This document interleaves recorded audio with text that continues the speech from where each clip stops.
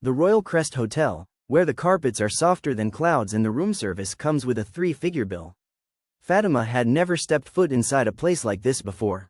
She was only there to drop off a misplaced purse for her cousin, a part-time cleaner. Room 805, her cousin had texted. Give it to the guest's assistant. But Fatima, distracted, nervous, and way out of her comfort zone, pressed the wrong button. She knocked, waited. The door creaked open on its own. She stepped in. Marble floors, gold trim, fragrance like wealth itself. Then she saw him, towel around his waist, dripping wet, eyes locked on hers. Khalil Al-Najjar, CEO, Dubai-born, billionaire, very confused. You're not housekeeping, he said slowly. Fatima backed toward the door, stammering. I'm sorry, I think I got the wrong. But just then, a photographer burst in behind her. A camera flash, one shot, one single photo of a half-dressed executive and a poor African girl in his hotel room. By midnight, it was all over the internet. By morning, his PR team had only one solution: marry her. Fast, the internet does what it always does, explodes. Within hours, hashtags were trending. Hashtag Arab exec scandal. Hashtag Nairobi room 805. Hashtag who is the girl? Tabloids from Nairobi to Abu Dhabi ran wild. Was she a maid? A mistress? An escort? Khalil's board was furious. Shareholders threatened to pull out. His name, his empire, his legacy, one photo was enough to put it all at risk. So his fixer gave the only advice that might work. Say she's your fiancé. Say you've been secretly dating a Kenyan girl. People love a forbidden love story. Spin it. Fatima, meanwhile, was hiding in her cousin's one-room flat, too scared to check her phone. When the knock came at the door that evening, she thought it was police. It was worse. Khalil, in a suit, with his lawyer, and a marriage contract. Marry me, he said. For 6 months, you'll be protected, paid, and when it's over, you walk away. Richer, untouched. Fatima's eyes widened. This is a joke, right? No, this is damage control. And just like that, she was holding a pen, staring at the contract, and wondering how her life had flipped in less than 24 hours. The wedding was scheduled just 48 hours later. No guests, no family, no real vows, just a notary, a media team, and 2 people pretending this was normal. Fatima wore a borrowed cream dress that didn't quite fit. Khalil wore his best tailored kandora, every stitch screaming money and status. The world watched it unfold in pixels. Arab executive marries poor African girl in secret hotel ceremony. From strangers to spouses. Love or publicity stunt? Cinderella 2.0 or corporate cover-up? Khalil barely looked at her. Fatima barely smiled. When the cameras were off, he leaned in. This isn't real, just remember that. She nodded. Believe me, I haven't forgotten. But something odd happened after the vows. He opened the car door for her. He poured her a glass of water at the dinner table. He laughed, once, when she told him she'd never eaten sushi and probably wouldn't start now. For a man so used to controlling every piece of his world, Khalil looked strangely lost. And Fatima? She looked out the window of the honeymoon suite and whispered to herself, Ya Allah, what have I done? By the end of the week, Fatima's face was everywhere. Talk shows debated her background. She's too calm, this girl was trained. Or maybe she's a gold digger. Come on, who accidentally enters the wrong hotel room? Even her neighbors back in Kibera were on TV giving fake stories for airtime. She used to wash clothes for 100 bob, one woman said proudly. Now she's married to a billionaire. Life is strange. But behind the mansion gates in Karen, things weren't as glamorous. The staff barely looked her in the eye. Her clothes didn't fit in the walk-in closet. And Khalil? He disappeared during the day and returned late.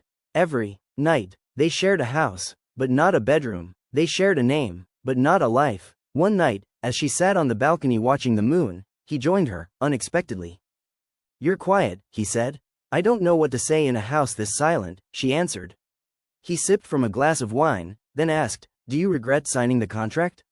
Fatima turned slowly. No, but I hate pretending like I belong. For once, he didn't argue. He just sat there, beside her, in the silence. It was the first time they shared a moment that wasn't forced. And maybe the first time he saw her, not as a problem, but as a person. 2 weeks into the marriage, something shifted. Fatima no longer jumped when Khalil entered a room. Khalil no longer kept his distance. She began asking questions about his meetings, and to his surprise, he answered. He noticed she organized the kitchen better than any housekeeper ever had. And one morning, as she placed black tea on the table just the way he liked it, he paused. "You watched how I drink it?"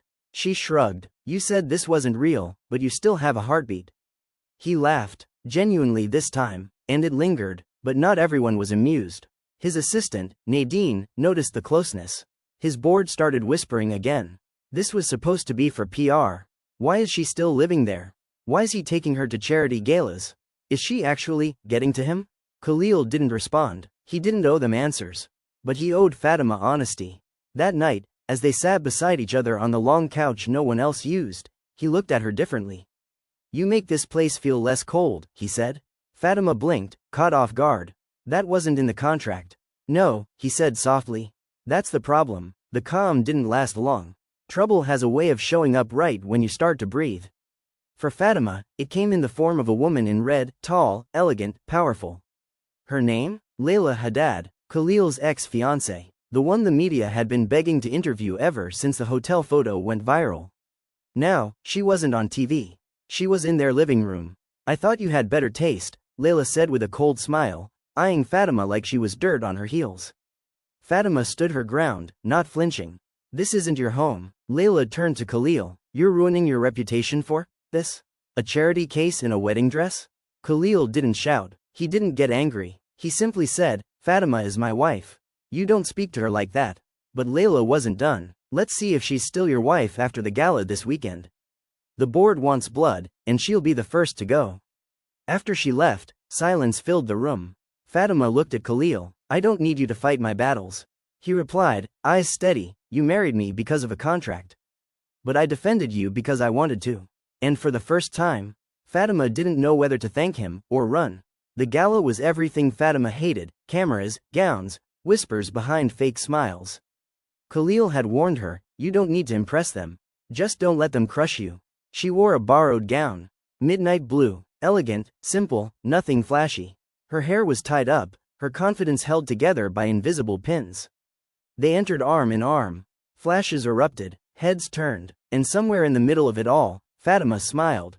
Not for them, for herself. Then came the questions. "Mr. Al-Najjar, is this marriage still for publicity? Fatima, were you really a housemaid before this? Are you expecting a baby?" She answered none of them. But the calm started to crack when Layla showed up in a dress made to break necks, and she didn't come alone. She brought the chairman of Khalil's board.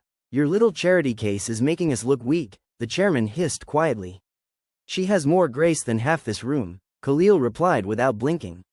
Later that night, as Fatima stepped outside for air, a soft hand touched hers. "I used to think you didn't belong," Khalil said, standing close. "Now I think, this world doesn't deserve you." Fatima looked up at him, something shifting in her chest. "This was supposed to be fake." "Maybe it still is," he said. "But nothing about how I feel right now is."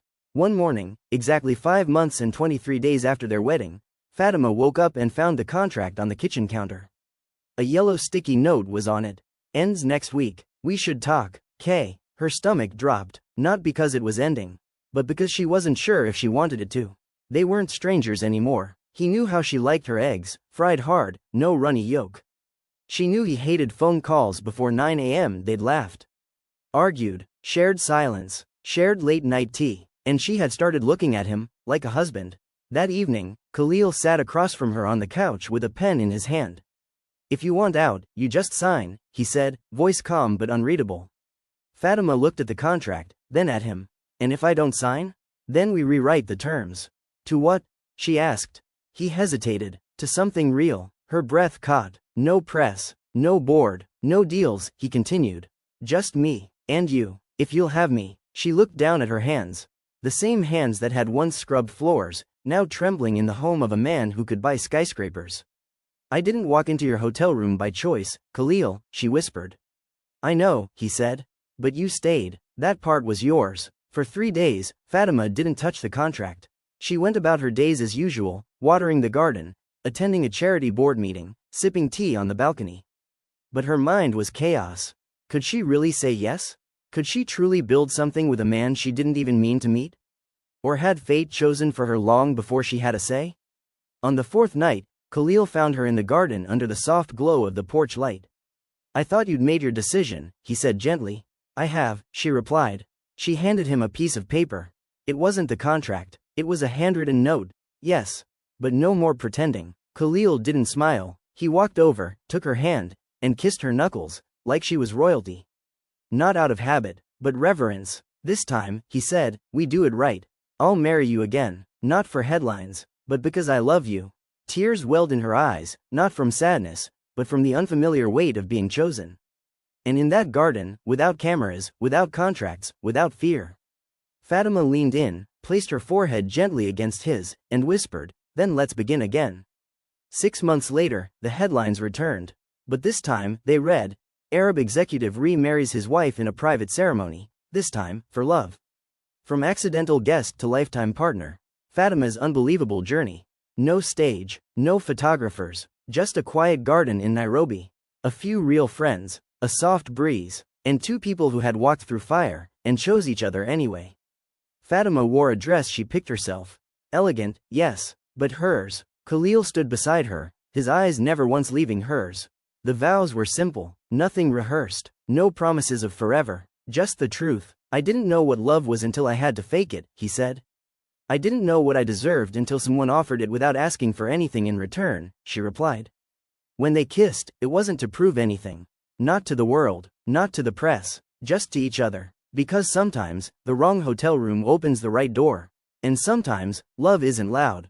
It's patient, unexpected, and finally, real. They didn't return to the mansion.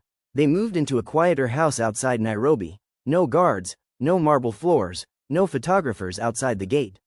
Fatima started a small non-profit to help girls from low-income areas access education. Khalil backed it, not because he had to, but because he believed in her. And every morning, before she left for work, she would find him making tea, black, 2 sugars, just the way she had taught him. Their life wasn't perfect. They still fought about silly things. He hated how long she took at open markets. She rolled her eyes at his obsession with email alerts. But the difference now? It was all real. One afternoon, sitting in their small backyard, Fatima looked up from her laptop and asked, do you ever think about how we met? Khalil grinned. Every time I walk past a hotel room door. She laughed, resting her head on his shoulder. You still think it was an accident? No, he said softly. I think it was fate, disguised as a mistake. And in that simple, quiet moment, far away from the headlines and contracts and chaos, they finally had everything they didn't even know they wanted. A year later, the quiet home wasn't so quiet anymore. There were baby shoes by the front door. Lullabies playing from a phone. Tiny socks drying on a line beside Khalil's designer shirts. Their daughter, Lena, had his calm eyes and Fatima's unstoppable energy. Khalil, the same man who once ruled boardrooms with fear, now fumbled with baby bottles and danced like a fool to make Lena laugh. Fatima, once afraid to speak in crowds, now gave speeches to hundreds of girls from low-income neighborhoods, telling them, your beginning doesn't define your ending. And sometimes, your life changes the moment you walk through the wrong door. Their love was no longer questioned. It wasn't newsworthy, it didn't trend, but it was real, and it was enough. Thank you for watching this unforgettable love story. If you felt something, smiled, cried, or couldn't stop watching, don't forget to like, comment, and subscribe to this channel for more powerful, emotional, and gripping stories just like this one. Your support means everything. Turn on notifications so you don't miss the next story. It might just be the one that touches your heart next. Until then, stay kind, stay curious, and always believe that even a wrong door can open up the right life.